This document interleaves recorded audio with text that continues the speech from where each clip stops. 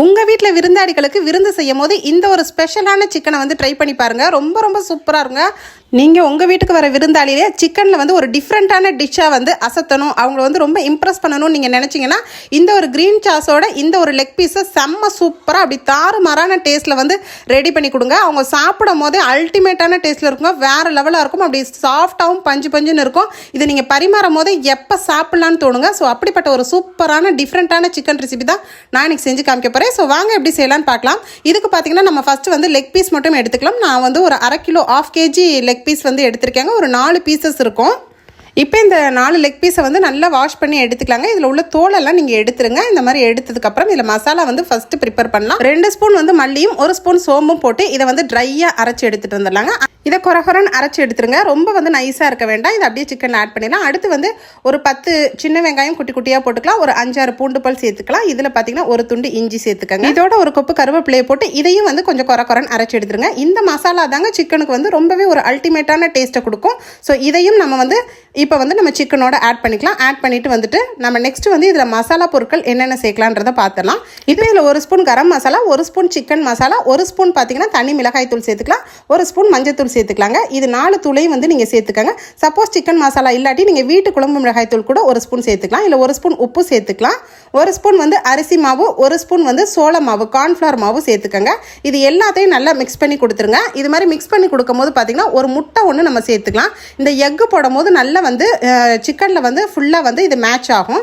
இப்போ நல்லா வந்து லேசாக வந்து மிக்ஸ் பண்ணி கொடுத்துருங்க. மிக்ஸ் பண்ணி கொடுத்துட்டு இதை கரெக்டாக வந்துட்டு ஒரு 1/2 மணி நேரம் ஊற வைப்போம். இந்த இப்போ நம்ம 1/2 அன் ஹவர் ஊறினதுக்கப்புறம் இதில் ஒரு ரொம்பவே ஸ்பெஷலான ஒரு பொருள் வந்து சேர்க்க போகிறோம். ஸோ அது என்னன்றதை பார்க்கலாம்.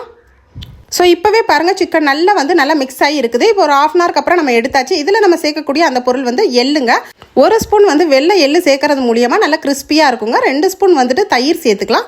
2 ஸ்பூன் தயிரும் 1 ஸ்பூன் வந்துட்டு எண்ணெய், நீங்கள் சமையல் எண்ணெய் வந்து 1 ஸ்பூன் சேர்த்துட்டு இதை திருப்பி மறுபடியும் நல்லா மிக்ஸ் பண்ணி இன்னும் ஒரு 1/2 மணி நேரம் வந்து நல்லா ஊறட்டும். மொத்தத்தில் நீங்கள் 1 மணி நேரம் ஊற வச்சாவே போதுமானதாக இருக்குங்க. பாருங்கள் நல்லா வந்து சிக்கனில் வந்து சூப்பராக வந்து ஒரு டேஸ்ட் கிடைக்கும். ஸோ இது அப்படியே இருக்கட்டும். அடுத்ததாவது நம்ம க்ரீன் பேஸ்ட்டுக்கு ரெடி பண்ணிடலாம். இதில் வந்து 1 கப்பு வந்து புதினா கொத்தமல்லி, அதாவது இது 2த்தையும் சேர்த்து ஒரு பச்சை மிளகாய் போட்டு நல்லா அரைச்சி எடுத்துடலாம். இது கிரீன் பேஸ்ட் அப்படியே இருக்கட்டும். இப்போ கிரீன் சாஸ்க்கு வந்து க்ரீம் எடுத்துக்குவோம். அதாவது ஃப்ரெஷ் க்ரீம் வந்து ஒரு 1/2 கப்பும் 1/2 கப்பு வந்து தயிர், 1/2 கப்பு பால் சேர்த்துக்கலாம்.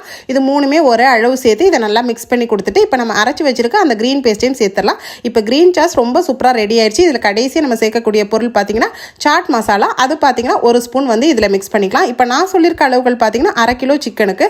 ஸோ இதெல்லாம் மிக்ஸ் பண்ணி அப்படியே இருக்கட்டுங்க. இப்போ நம்ம ஒரு சூப்பரான சிக்கன் வந்து நமக்கு எப்படி ரெடியாக இருக்குன்றதை பார்ப்போம். ஒரு 1/2 அன் ஹவருக்கு அப்புறம் நம்ம எடுத்து பார்த்துறோம். டோட்டலாக பார்த்தீங்கன்னா 1 மணி நேரம் நம்ம ஊற வச்சுருக்கோம். அதாவது 2 விதமான பொருட்கள் போட்டு நம்ம ஊற வச்சுருக்குது. இப்போ 1 மணி நேரத்துக்கு அப்புறம் பாருங்கள் ஃபுல்லாக செம்ம சூப்பராக ஊறி இருக்குங்க. பார்க்கும் போதே அப்படியே லெக் பீஸு ஃபுல்லாக வந்து நல்லா மிக்ஸ் ஆகிருக்குது.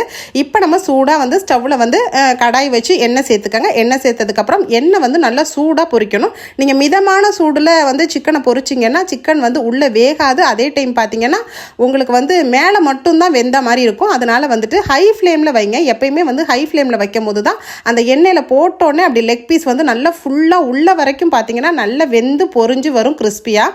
ஒரு 10 நிமிஷத்துலேயே வந்து ஈஸியாக வந்து இதை நீங்கள் வந்து பொரிச்சு எடுத்துடலாங்க. ஸோ இந்த மாதிரி வந்து எப்பவும் வழக்கம் போல் செய்யாமல் ஒரு டிஃப்ரெண்ட்டான மெத்தடில் சூப்பராக வந்து சிக்கன் 65 கூட நீங்கள் இதே மாதிரி வந்து நீங்கள் சாஸ் செய்யாமல் கூட நீங்கள் வந்து செஞ்சு காமிக்கலாம். ஸோ அவ்வளோதாங்க, நம்ம சிக்கன் லெக்கை வச்சு ஒரு வித்தியாசமாக வந்து விருந்தாடிகளுக்கு ஒரு ஸ்பெஷலாக வந்து ஒரு தாறுமாறான சிக்கன் லெக் 65 வந்து ரெடி பண்ணியிருக்கோம். இது ஸோ நான் இன்றைக்கி செஞ்சு காமிச்சிருக்கேன். இந்த சிக்கன் லெக் பீஸ் வீடியோ உங்களுக்கு பிடிச்சிருந்தா நம்ம வீடியோக்கு மறந்துடாமல் லைக் போட்டுக்காங்க. இந்த மாதிரி நீங்களும் வித்தியாசமாக வந்து சிக்கன் லெக் பீஸை செஞ்சு அசத்திடுங்க. ஸோ இதில் க்ரீன் சாஸோட இன்றைக்கி நான் பரிமாறினேன் வேறு லெவல் டேஸ்ட்டுங்க. ஸோ இந்த மாதிரி வித்தியாசமான இன்ட்ரெஸ்டிங்கான வீடியோஸ் வேணும்னா நம்ம பேஜை மறந்துடாமல் ஃபாலோ பண்ணிக்கோங்க. இன்றைக்கே இப்போவே இந்த சூப்பரான வீடியோவை உங்கள் ஃப்ரெண்ட்ஸ் அண்ட் ஃபேமிலி ரிலேட்டிவ்ஸ்க்கு நிறைய ஷேர் பண்ணிக்கோங்க. தேங்க்யூ.